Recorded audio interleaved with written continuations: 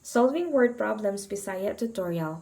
What is the commission rate of Mr. Isguera if he received 8,995 pesos from selling an appliance that cost 29,999 pesos?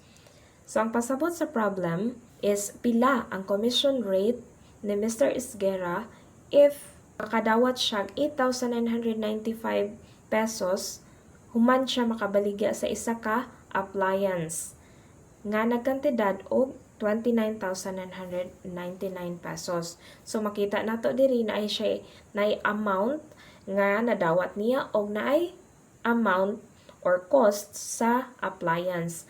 Ang pangutana diri is pila ay kaporsyento ning 8,995 pesos which is gi-consider nato as commission rate.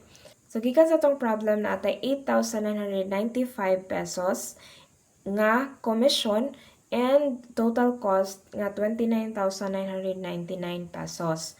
So since nga niya nga atong given and commission rate is asked, gamito na to ang formula sa commission rate. That's equal to commission divided by total sales times 100. So ato lang i-substitute ang values nga naa sa problem. Commission rate equals 8,995 divided by 29,999 multiplied by 100.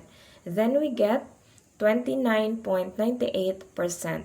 Therefore, the commission rate is 29.98%.